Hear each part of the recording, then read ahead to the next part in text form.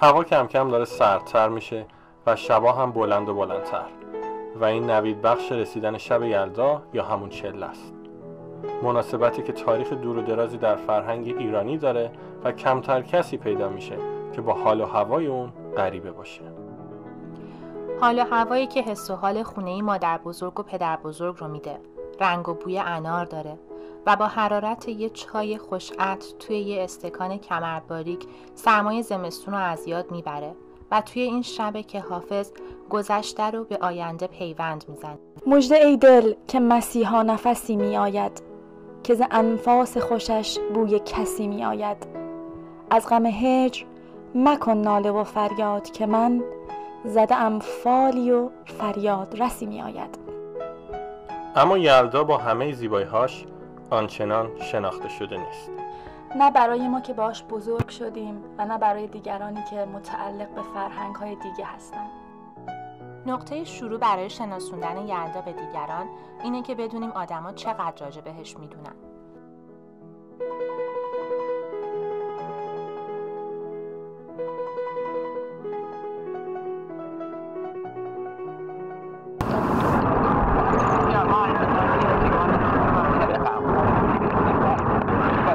شب یلدا چه زمانی از ساله؟ چه زمانی از ساله؟ زمانیه که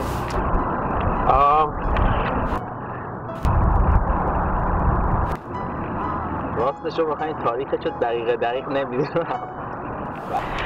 Hi. Did you know the night of 21st in December is the longest night in the year? Yes. No.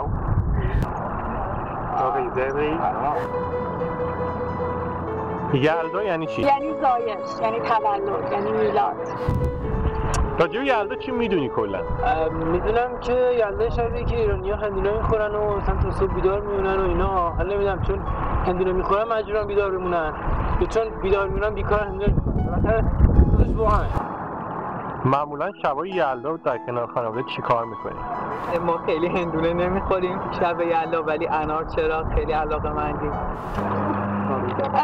میوه، آجیل. اون شب حافظ همیشه هست سر میز. کم کم اینطوری شروع میشه که مثلا پدر خانواده واسه همه فال میگیره میخونن و مثلا یه شب خیلی شاجره. اصلا خیلی دوست دارم شاهنامه بخونم، چند بیت 2-3 صفحه سعی میکنم شاهنامه بخونم برای بقیه خانواده. آخر شب هم معمولا پدر بزرگا و مادر بزرگا یا حالا یه قصه ای نقلی ضرب المثلی رو دارن که توضیح برای همه تعریف میکنن. تو خانواده ما معمولا رسم اینجوریه که مثلا مادر بزرگمون میشست از نحوه ازدواج افراد فامیل تعریف میکرد. شام شب یلدا چیه؟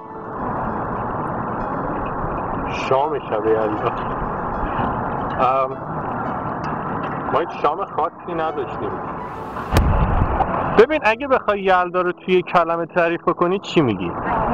فقط یک کلمه.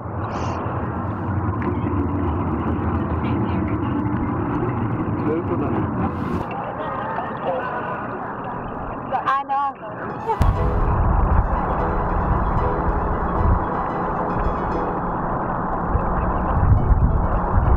یک کلمه. آره. بلند. هندونه.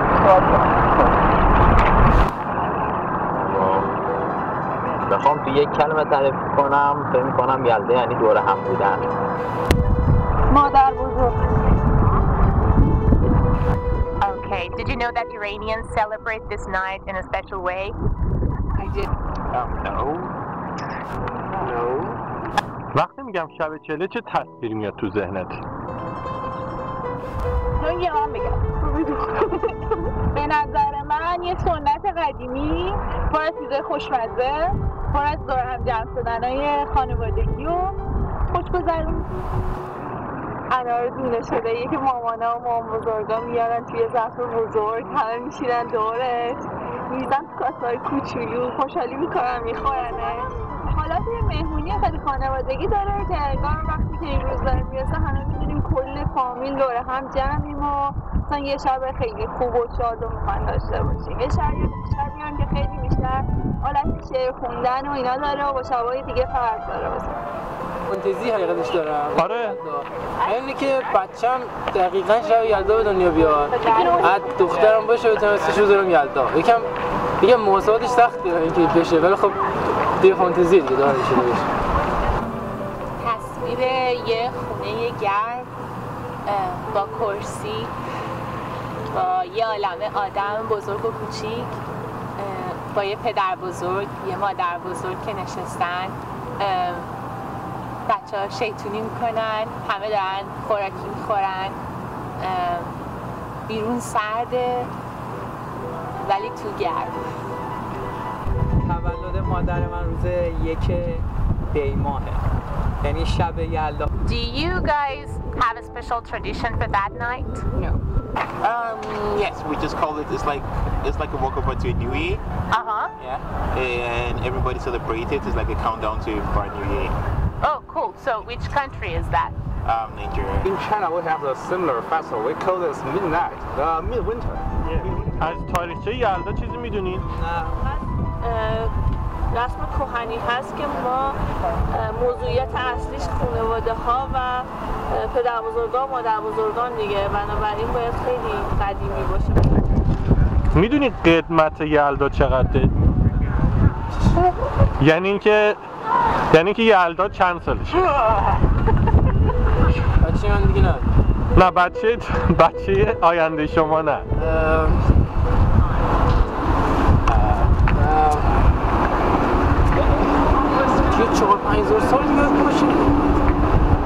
Do you want to know more about it now?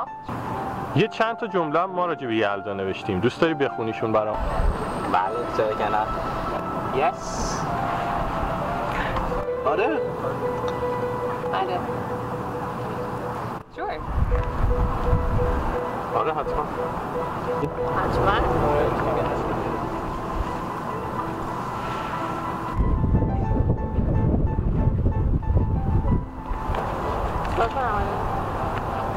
شما میتونید بخونی از روشن.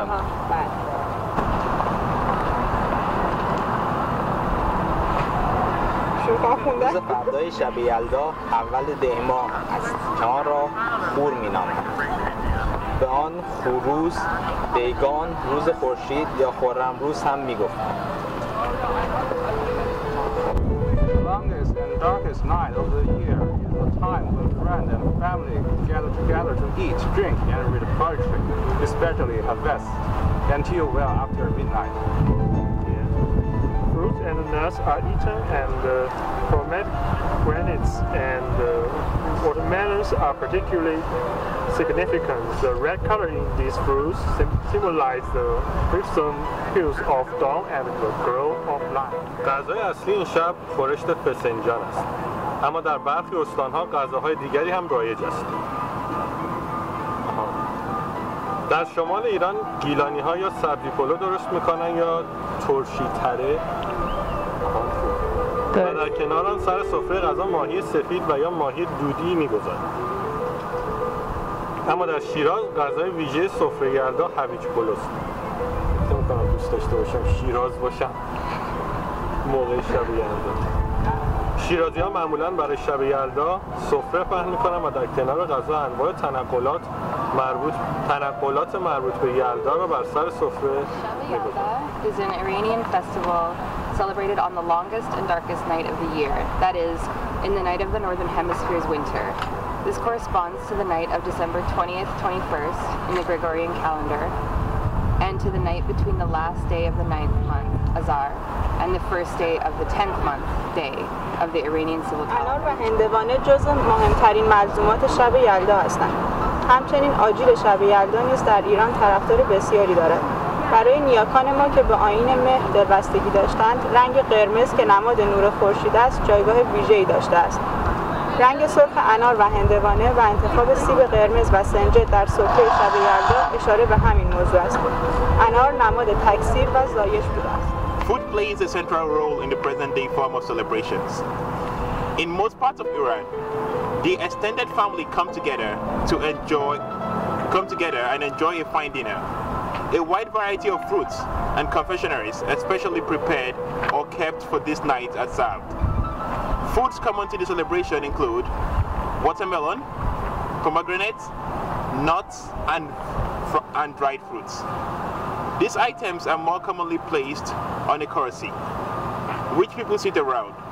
In some areas, it is custom that 45 varieties of foods.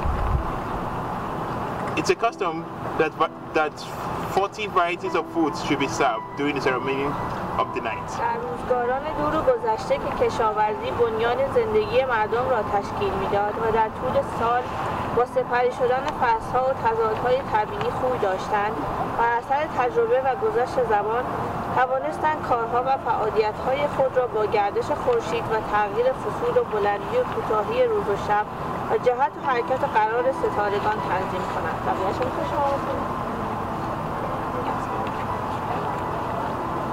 آنها ملاحظه می‌کردند که در بعضی ایام و فصول روزها بسیار بلند می‌شود و در نتیجه در آن روزها از روشنی و نور خورشید بیشتر می‌توانستند استفاده کنند.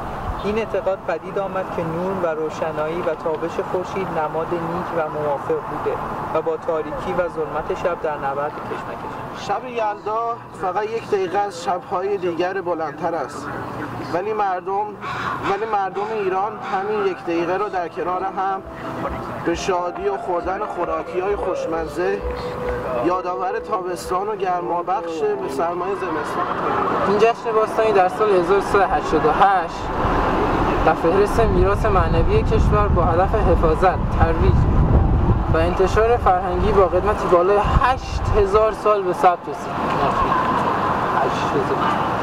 8000 خیلیه، حالا من جدی میگم 8000 سال خیلی نزدیک گفتی، ولی یه چند هزار سال فاصله. نصف گفتم، اینجوری رسید کنی نصفش رو. باستان اول دی‌ماه روز برابری انسان‌ها بود. در این روز همه از جمله شاه لباس ساده می‌پوشیدند تا یکسان به نظر بیایند و کسی حق دستور دادن به دیگری را نداشت و کارها داوطلبانه انجام می‌گرفت، نه تحت امر. در این روز جنگ کردن و خونریزی، حتی کشتن گوسفند و مرغ هم ممنوع بود. این موضوع را حتی ارتش زمان ایرانیان هم می‌دانستند و در جبهه‌ها رعایت می‌کردند و خونریزی موقتا قطع می‌شد و بسیار دیده شده که همین قطع موقت جنگ به صلح طولانی و صفا انجامیده بود. 1 2 3 Happy Yelda! Happy Yelda! Happy Yelda! مبارک! Happy Yelda! Yelda مبارک! Happy Yelda! یلدا شاید یه بهونه باشه، یه بهونه‌ای که ما رو دور هم جمع بکنه و یادمون بیاره که میشه حتی در دل سرما و تاریکی هم گرم بود. میشه با هم بود، میشه لبخند زد، از گذشته ها شنید و به آینده نگاه کرد. پس هر شبتون یلدایی باشه، گرم، صمیمی و پر از امید. یلدا مبارک.